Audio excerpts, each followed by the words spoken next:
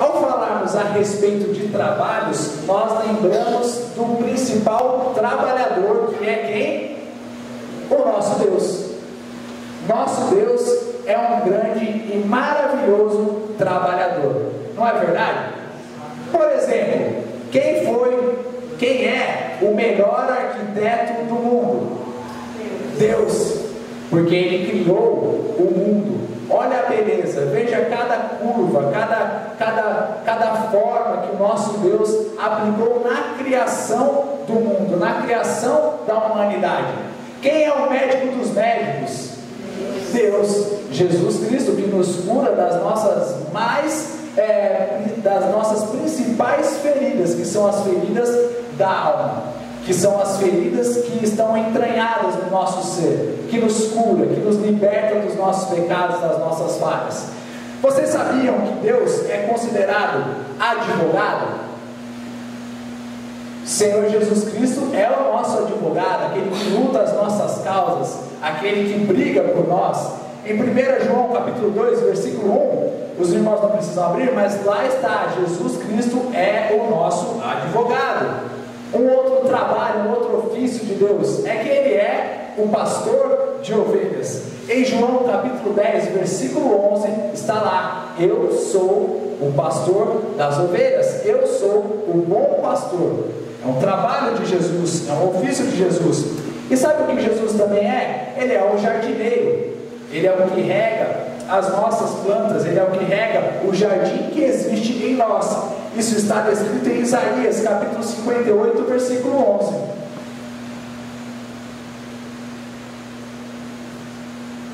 Mas hoje eu gostaria de falar de dois ofícios, dois trabalhos específicos do nosso Deus: de oleiro e de carpinteiro.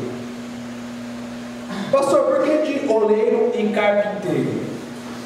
Primeiramente, sobre o oleiro, nós vemos no texto que está em Jeremias capítulo 18, e agora sim eu vou pedir para os irmãos abrirem, a respeito desse trabalhar de Deus nas nossas vidas.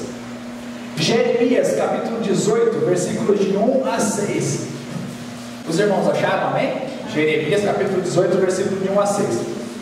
O que diz aí? Primeiro, o trabalho do oleiro, que é o trabalho de Deus nas nossas vidas. Ele diz assim: palavra do Senhor que veio a Jeremias, dizendo: dispõe-te e desce à casa do oleiro, e lá ouvirás as minhas palavras. Desci à casa do oleiro, e eis que ele estava entregue à sua obra sobre as rodas. Como o vaso que o oleiro fazia de barro se lhe estragou na mão, tornou a fazer dele outro vaso, segundo bem lhe pareceu. Então veio a mim a palavra do Senhor: não poderei eu fazer de vós como fez este oleiro, ó casa de Israel? Diz o Senhor: eis que como o barro na mão do oleiro, assim sois vós na minha mão, ó casa de Israel. Aqui nesse trecho específico, o Senhor Deus está falando com o seu profeta Jeremias e falando para ele o seguinte: olha, assim como o vaso nas mãos do oleiro, vocês também são para mim nação de Israel, porque eu posso fazer com vocês da maneira que eu bem entender, eu posso dar forma a vocês, eu posso fazer aquilo que mais me aprouver, aquilo que eu tiver de mais interesse, eu vou fazer na vida de vocês. Mas será que um oleiro trabalha somente na vida de Israel, no povo, na nação de Israel? Não. Se nós dermos uma olhada em Romanos capítulo 9, versículos 20 e 21, vamos dar uma olhada, nós vamos ver esse trabalhar de Deus também na dispensação da igreja, ou no período da igreja. Romanos capítulo 9, versículos 20 e 21. Romanos capítulo 9, versículos 20 e 21. Os irmãos acharam? Amém. Ele diz aí o que? Quem és tu, ó homem, para discutires com Deus? Porventura pode um objeto perguntar a quem o fez: por que me fizeste assim? Ou não tem um oleiro direito sobre a massa, para do mesmo barro fazer um vaso para a honra e outro para a desonra? Vamos parar por aqui. O apóstolo Paulo estava falando com os irmãos da igreja de Roma. E ele estava falando o quê? Que existem pessoas que seriam destruídas, que não iriam para o céu, que iriam para o inferno, e pessoas que iriam para o céu. Aí ele está falando, mas como pode, né? Seria uma pergunta que as pessoas geralmente fazem: como pode Deus permitir pessoas irem para o inferno e outras pessoas irem para o céu? E aqui ele está falando exatamente isso. Como pode você perguntar qual tipo de massa, qual tipo de vaso que o Senhor está fazendo na sua vida? Qual tipo de massa você vai se questionar? Por acaso pode o barro lá nas mãos do oleiro falar: olha, eu quero ser um vaso para flores, orquídeas, eu quero ser um vaso para... Não sei, eu não conheço muito de flor. Se fosse minha mãe nessa hora, ela ia estar falando um monte de exemplos aqui para mim. Mas não sei, uma palmeira, eu queria ser um vaso para ser uma palmeira. Não, Deus é que trabalha conosco a respeito de que tipo de vaso é que nós seremos. E aqui a palavra fala especificamente vaso de desonra e vaso de honra. Vamos focar um pouco nessa parte de vaso de honra, mas antes de nós falarmos um pouco mais sobre isso, eu gostaria de falar sobre o trabalho do oleiro, que eu fui pesquisar como é feito um vaso. Os irmãos aqui têm noção de como é feito um vaso, ou vocês simplesmente compram um vaso e colocam uma pontinha e não estão nem aí para isso? Eu tenho quase certeza que muitos dos irmãos aqui não pesquisam, né? As mulheres até olham a respeito do vaso, se é bonito, se a cor está bonita, se ele é bem feito, se a forma dele é legal, mas eu tenho quase certeza absoluta que todos os homens aqui nem ligam para isso. Às vezes a gente compra até mesmo aquele vaso que é mais fácil, que é o vaso de plástico, né? A gente pega assim, compra aquela violeta e fala assim: ó, tô para você, meu amor. Meu amor, te amo, ó, tá aqui, ó, vasinho de plástico. Mas o vaso de barro, o trabalho é feito da seguinte maneira: nós temos na nossa mente, nós temos no nosso inconsciente aquela cena maravilhosa dos cinemas, de que a pessoa vai rodando a roda lá, né, vai pisando, e aí ele vai o que? Fazendo o vaso, ele vai formando o vaso, vai jogando água, né? Mas antes disso existe todo um processo que é feito. Primeira coisa, o vaso, o barro, ele é escolhido, porque é pego todo o barro, e depois que é pego todo esse barro, ele é separado do barro bom para o barro que não é tão bom, que não tem tanta liga. Depois disso, o oleiro, ou a pessoa que tem essa função, o que ele vai fazendo? Ele vai olhando no barro que está ali, ele vai tirando as impurezas que estão no barro. Porque muitas vezes no barro pode ter mato, pode ter espinho, pode ter um monte de coisa, ele vai tirando as impurezas do barro. Depois disso, ele pega esse barro que está um pouco mais puro e ele vai batendo no barro, ele pega, ele amassa o barro, ele joga o barro, ele pisa, ele vai, tal, e vai fazendo um monte de coisas. Posteriormente, sabe o que o barro passa? Ele passa geralmente pelo fogo, para tirar ainda mais as suas impurezas, para que ele possa ficar puro, e então ser trabalhado para se tornar um vaso. E aí depois, muitas vezes, a gente reclama na nossa vida: Deus, por que tal coisa está acontecendo comigo? Senhor, por que isso comigo, Pai? Por que isso comigo? E a clássica pergunta de Deus é: por que não com você? Eu sou o oleiro, você é o barro. Do pó viemos, ao pó voltaremos. Por que não com você, se você é o barro? Jó, quando passou pelas suas tribulações, Jó em um primeiro momento não reclamou. Jó, pelo contrário, adorou a Deus, falou: o Senhor me deu, o Senhor tirou, bendito seja o nome do Senhor. Mas posteriormente, Jó teve algumas reclamações e alguns questionamentos a respeito daquilo que Deus estava fazendo na vida dele, principalmente quando ele se encontrou com seus 3 amigos. E quando Deus foi se encontrar com ele, Deus falava assim: Jó, você por acaso fez a terra e tudo que nela há? Você sabe por que as cabras das montanhas ficam lá nas montanhas? Jó, você não sabe de nada. Você não tem o conhecimento de todas as coisas. Jó, fica calmo, eu sei o que eu estou fazendo na sua vida. Você está passando pelo fogo? Você está passando pelo sofrimento? Você está sendo muitas vezes amassado pela vida? É Deus trabalhando em você. É Deus trabalhando em você. Senhor, eu estou com dificuldade nisso. Senhor, eu estou com dificuldade naquilo. É Deus te provando, porque até mesmo o ouro precisa passar pelo fogo para ver se ele é puro de verdade, para ser testado, para ser aprovado, para melhorar. E eu vejo que as muitas provas, as dificuldades nas nossas vidas não são para a nossa morte, mas são para nos testar, para testar a fé que nós declaramos no nosso Senhor Jesus Cristo. Porque ter fé da boca para fora é muito fácil, mas ter a fé de fato é muito difícil. Nós vemos na Bíblia o apóstolo Paulo em alguns textos falando que muitos abandonaram a fé por estarem começando a passar pelas dificuldades, pelas provações. Isso vem para testar o nosso caráter, vem para testar a nossa fé. Esse é o trabalho do oleiro em nossas vidas. E vejam que não somente eu estou dizendo isso, mas em Romanos capítulo 5, versículos 3 a 5, nós já estamos em Romanos, é só voltar um pouquinho, nós vamos ver exatamente isso que o apóstolo Paulo fala aos romanos.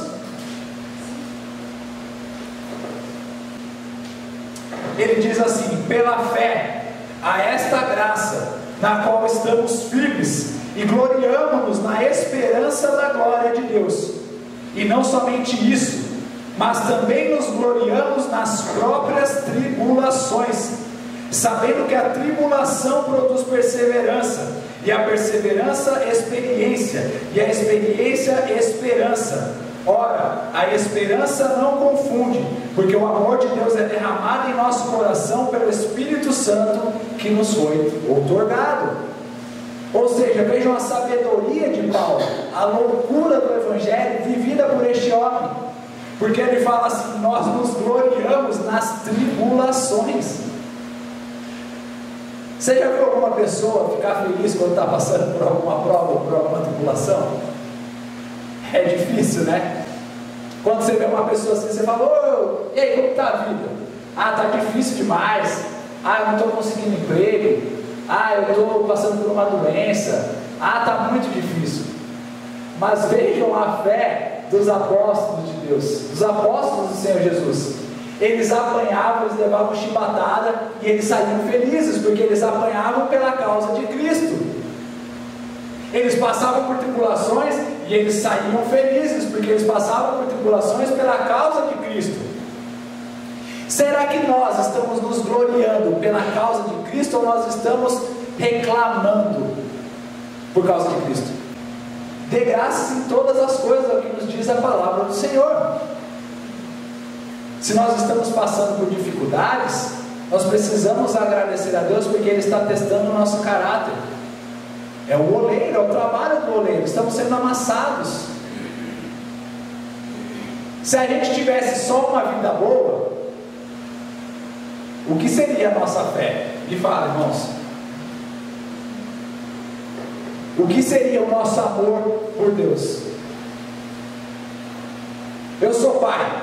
Se eu só der os melhores presentes para minha filha, se eu disser sim para tudo que ela quiser na vida dela, se eu não aplicar a disciplina, se eu não falar para ela o que pode, o que não pode, o que é certo e o que é errado, ela vai crescer o quê? Amando o papai. Mas, no momento em que eu tiver que falar para ela um não, uma espera, daqui a pouco, como que vai ser o amor dela por mim? Certeza que ela vai ser muito mimada. E deixa eu falar algo para os irmãos. Deus é um pai justo e fiel. Deus não mima ninguém. Deus é perfeito nos seus ajustes Deus é perfeito na sua disciplina, Deus é perfeito em tudo que acontece nas nossas vidas. Bendito seja o nome do Senhor. Ele sabe de todas as coisas.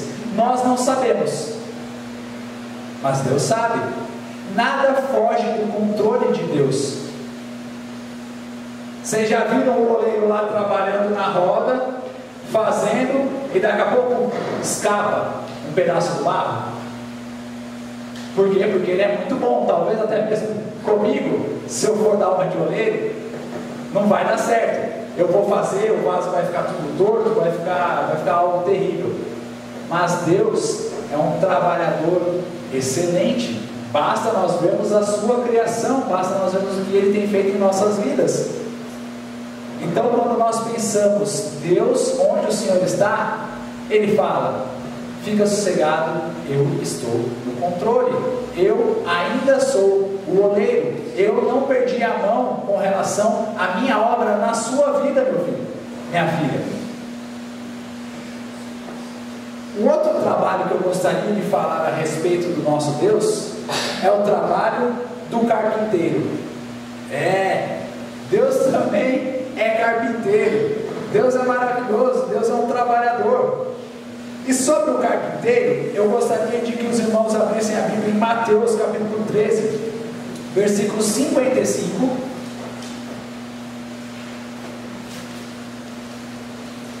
Mateus capítulo 13, versículo 55. Que nós vamos ver duas coisinhas aqui a respeito do Senhor Jesus. Os irmãos acharam? Amém? Ele diz aí: não é este o filho do carpinteiro? Não se chama sua mãe Maria e seus irmãos Tiago, José, Simão e Judas? Depois vamos dar uma olhada em Marcos capítulo 6, versículo 3, que nós vamos ver que o Senhor Jesus Cristo tinha esse ofício, esse trabalho de carpinteiro na sua vida. Marcos capítulo 6, versículo 3. Amém? Os irmãos acharam? Ele diz aí, não é este o carpinteiro? 6:3. Marcos 6:3. Ele diz aí: não é este o carpinteiro, filho de Maria, irmão de Tiago, José, Judas e Simão? E não vivem aqui entre nós suas irmãs? E escandalizavam-se nele. Aqui nós estamos vendo que os judeus que não queriam acreditar no Senhor Jesus Cristo, de que Ele era o Messias, de que Ele era o Salvador da humanidade, de que Ele era o Filho de Deus, gerado pelo Espírito Santo. Então eles estavam indicando: mas Ele nós não conhecemos? Ele não é aquele carpinteiro lá que ninguém dá valor para ele? O Senhor Jesus Cristo tinha o ofício de ser carpinteiro. Nós vemos aqui em Marcos capítulo 6, versículo 3, eles falando especificamente do Senhor Jesus Cristo trabalhando como carpinteiro. E nós vemos também no texto de Mateus, em que estão falando a respeito de José, que era o pai adotivo de Jesus Cristo, E naquela época, o que acontecia? Talvez ainda um pouco hoje ainda existe isso. Os pais passavam a sua profissão, o seu ofício para os filhos. Então Jesus Cristo, por ser filho adotivo de José, ele aprendeu a carpintaria, E o que o carpinteiro fazia naquela época? Muitos confundem o carpinteiro com o marceneiro de hoje, mas o marceneiro, ele faz mais coisas. Por exemplo, isso daqui provavelmente foi o trabalho de um marceneiro, em que ele faz o desenho, ele pega a madeira, ele vai fazendo o que precisa ser feito. Às vezes ele vai fazer um móvel na sua casa, ele vai fazer móveis planejados, que é o que nós temos hoje em dia, Esse geralmente é o trabalho do marceneiro. Naquela época era o carpinteiro que fazia esse trabalho, mas ele também fazia trabalhos na construção civil, porque antigamente as casas eram construídas de madeira, muito mais de madeira do que nós temos hoje em dia de tijolo. E ele também fazia trabalhos para barcos daquela época, porque os barcos eram todos feitos de madeira. Não é igual hoje em dia que nós temos aço, ferro, enfim, tantos outros materiais que são usados para os barcos. Então provavelmente o Senhor Jesus Cristo pegou muitos pedidos de seus clientes a respeito: tem como fazer uma mesa para mim? Tem, eu vou fazer para você. Tem como fazer uma viga para minha casa? Tem, eu vou fazer para você. E o Senhor Jesus Cristo foi fazendo esse trabalho por 30 anos da sua vida, até que ele largou esse trabalho e foi viver exclusivamente do ministério. Mas o trabalho mais incrível que o Senhor Jesus Cristo fez de carpintaria foi naquela cruz. Porque a cruz é de madeira, e o carpinteiro fez esse trabalho. E o que acontece? Eu não estou dizendo aqui, irmãos, que o Senhor Jesus Cristo fez a cruz na qual ele foi pregado. Não, a Bíblia não nos diz isso. Mas o Senhor Jesus continua fazendo muitas e muitas cruzes por aí. Vamos ver o que está escrito em Mateus capítulo 10, versículo 38.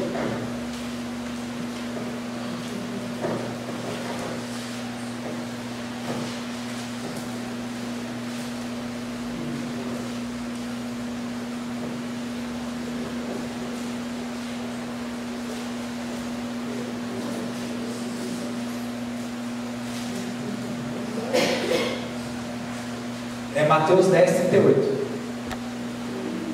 Os irmãos acharam, né? Amém? O que ele diz aí? E quem não toma a sua cruz e vem após mim, não é digno de mim. E no 39 ele ainda afirma: quem acha a sua vida, perdê-la-á. Quem todavia perde a vida por minha causa, achá-la-á. Então esse é o trabalho do carpinteiro e Jesus na minha vida e na sua vida. Entregar a nossa cruz e falar: tome a sua cruz, negue-se a si mesmo dia após dia e siga-me. Vejam que trabalho maravilhoso do carpinteiro. Porque através da nossa morte espiritual nós ganhamos a vida eterna. É muito melhor do que um navio, é muito melhor do que uma casa, é muito melhor do que qualquer coisa, porque o carpinteiro nos fez o melhor trabalho, que foi nos dar a nossa cruz para nós carregarmos ela todos os dias. Vejam, irmãos, que aqui o Senhor Jesus Cristo não está falando para nós carregarmos uma cruz física, mas Ele pede para que carreguemos a nossa cruz espiritual todos os dias. E o que significa? Por que eu estou falando isso? Porque existem existem muitas culturas, principalmente lá no Oriente, em que eles realmente fazem um dia em que eles carregam uma cruz física, lembrando do sacrifício do Senhor Jesus Cristo, e eles vão se machucando, as pessoas vão batendo neles para que eles possam pagar pelos pecados deles, e quando chega no final do dia lá, eles são crucificados e depois eles são retirados. Por quê? Porque eles passaram pela cruz de Cristo. Mas o que o Senhor Jesus Cristo nos diz a respeito de nós tomarmos a nossa cruz? Negarmos a nós mesmos. Por quê? Porque em todos os momentos a nossa alma grita, a nossa alma geme para que façamos a nossa própria vontade. Pastor, mas o que você quis dizer a respeito do trabalho do oleiro e do carpinteiro? Onde eles se ligam? Onde está juntado o trabalho dos dois? É que eu só consigo ser um vaso de honra se eu passar pela cruz do carpinteiro. Hoje em dia está sendo pregado um evangelho sem cruz, um evangelho em que tudo pode, desde que você seja feliz. Faça tudo o que você quiser da sua vida, meu irmão, vá ser feliz. Jesus morreu para você ser feliz. Até mesmo outro dia nós tivemos um depoimento de um irmão aqui que ele estava conversando com outro rapaz que era cristão, era amigo dele, cristão há muito tempo. E aí esse rapaz falou para ele assim: o Senhor Jesus Cristo já morreu por todos os meus pecados, então eu posso pecar à vontade, eu posso fazer o que eu quiser da minha vida. Esse rapaz não entendeu muito direito a mensagem do Evangelho, porque o próprio apóstolo Paulo diz: por Porque nós temos a graça, onde abundou o pecado, superabundou a graça. Isso é uma verdade. Então não importa quantos pecados você teve na sua vida, você aceita Jesus Cristo como Senhor e Salvador da sua vida, todos os seus pecados estão perdoados. Mas o que o apóstolo Paulo fala em seguida? Continuaremos pecando para que a graça seja ainda mais abundante? Ele coloca lá, de maneira nenhuma. E infelizmente hoje está sendo pregado um evangelho sem cruz, um evangelho sem o negue-se a si mesmo, dia após dia, e siga o Senhor Jesus Cristo. Como eu quero ser um vaso de honra nas mãos do oleiro, se eu continuo seguindo a minha própria vida? Como? Não tem como, irmãos. Vamos pensar, imagine se o barro tivesse vida ali nas mãos do oleiro. Imagina se ele ficasse, não, eu não quero ser apertado desse lado não, eu não quero vir para esse outro lado aqui não, eu quero seguir para lá, eu quero fazer o que eu quiser da minha vida, eu vou fazer o que eu quiser. Imagina o vaso bonito que ia ficar depois, todo tortinho, né? Aquela coisa toda torta. E isso não acontece também nas nossas vidas? Muitas vezes nós queremos agir conforme a nossa própria maneira, nós não queremos ser moldados pelo oleiro. Aí a nossa vida vai um pouco para lá, vai um pouco para cá, fica um pouquinho torta aqui, um pouquinho torta ali.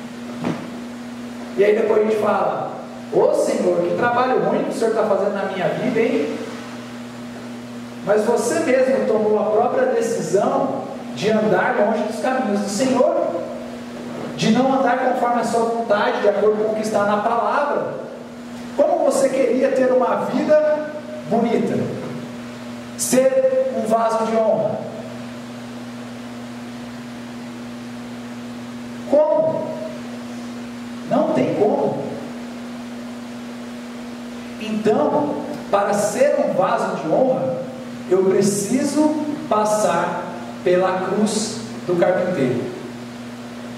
Vejam o trabalho e a obra de Deus perfeita se encaixando cada vez mais para as nossas vidas. Eu preciso negar a mim mesmo, eu preciso morrer para a minha velha natureza, eu preciso passar pela cruz de Cristo para ser um vaso de honra. Será que nós estamos dispostos a sermos vasos de honra hoje na casa de Deus? Será que nós estamos dispostos a isso? Eu sei o quanto é difícil, mas a música aqui atrás que nós acabamos de cantar, ela fala exatamente isso. Eu sei que a boa obra que começaste em minha vida, ela não terminou. O Senhor é fiel. O Senhor é fiel.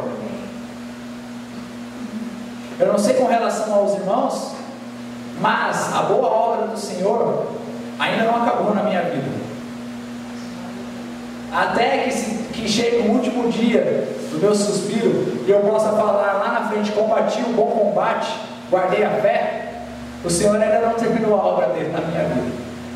O Senhor ainda está me moldando, o Senhor ainda está trabalhando no meu interior, o Senhor ainda está me mudando cada vez mais, mudando a minha forma de ser, o meu jeito de pensar, e cada vez mais eu creio que o Senhor está me fazendo um vaso de honra para a sua glória. E os irmãos querem isso também para a vida de vocês? Amém, irmãos? E o que é ser um vaso de honra? O que é ser um vaso de honra? E eu já vou encerrar. Vamos abrir em 2 Coríntios capítulo 4, versículos 5 e 7.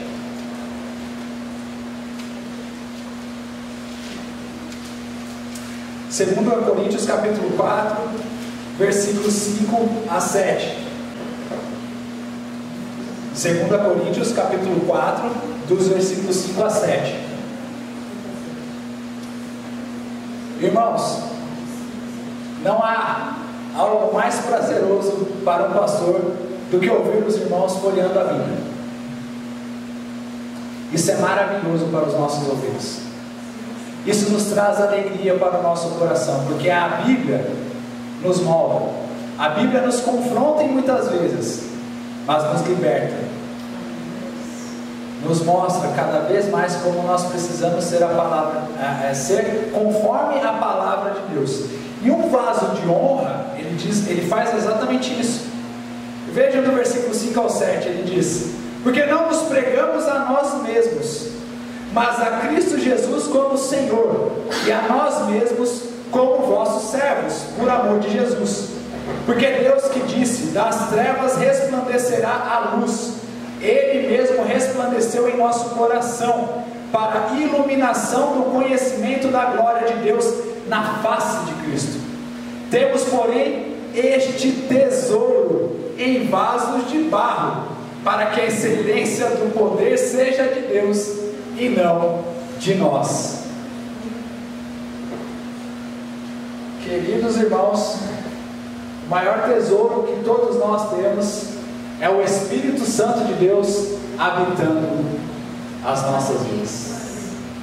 É o próprio Deus habitando em nossas vidas. Aleluia por isso.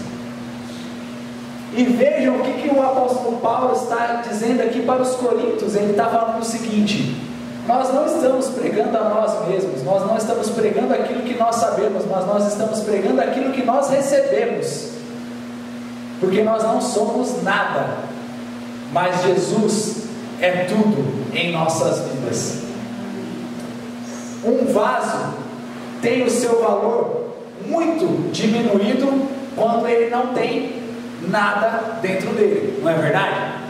Por exemplo, se eu comprar um vaso de barro, somente der para minha esposa, falar: amor, esse vaso de barro tem a sua cara, amor, olha que coisa bonita. Ela vai olhar assim e vai falar: que negócio sem graça, por que você me deu isso? É capaz dela pegar o vaso de barro e tacar na minha cabeça. Mas se eu chegar com uma fruta, se eu chegar para minha mãe, por exemplo: mãe, trouxe aqui para o seu aniversário, mãe. Ou então, feliz dia das mulheres, mãe, você é uma mulher especial, toma um vaso de barro aqui para a senhora. Não tem valor algum. Mas agora, se eu falar: mãe, esposa, tem uma orquídea aqui para vocês, olha que coisa bonita que tem aqui dentro desse vaso de barro, isso com flores. Imagina se esse vaso de barro estivesse cheio de ouro e de pedras preciosas, colares, brincos. Ah, irmão, ia ser maravilhoso. Minha esposa ia tirar uma foto e ia postar no Facebook, no Instagram. Minha mãe ia postar no Instagram. Ela nem tem Instagram, mas ela ia fazer um Instagram só para postar no Instagram dela. Tamanho da felicidade que ela ia ter com aquele presente. Mas o que nós temos dentro de nós ultrapassa o valor de ouros, de pratas, de tesouros, de bênçãos, de riquezas, de qualquer coisa, porque é o próprio Deus, Criador dos céus e da terra, de todo o ouro que existe nela, do universo, dentro de nós. E vejam que maravilha é nós sermos vaso de honra de Deus. Nós estamos pregando o Evangelho. Que privilégio é nós pregarmos o Evangelho. Vocês acham mesmo que Deus precisaria da minha vida, da sua vida, para pregar o Evangelho? Deus é Deus. Ele poderia ter usado os anjos, ele poderia lá do alto falar: olha, ouçam, me ouçam, eu estou falando com vocês, eu estou pregando, se vocês não se arrependerem. Em alguns casos na Bíblia nós vemos isso, né?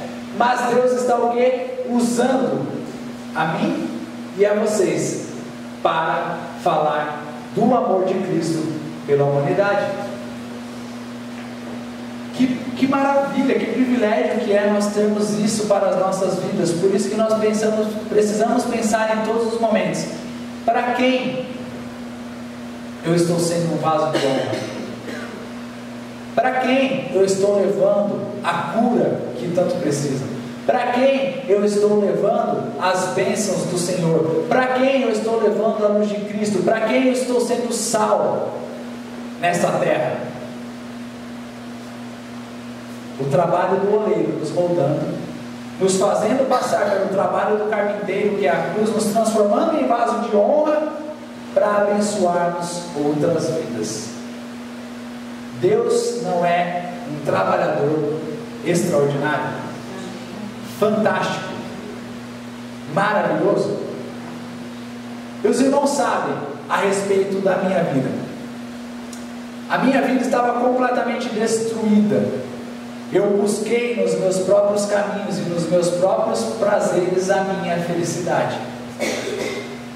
Quando eu me deparei chorando no meu quarto, depois de uma balada, falando: Senhor, eu sinto um vazio enorme dentro do meu coração. Eu fui lá para encontrar a felicidade, a alegria, e foi tão passageiro. Eu não tinha um sentido na vida, eu não tinha um propósito, eu não tinha nada. Mas então o Senhor falou: ah, é? Deixa eu trabalhar na sua vida.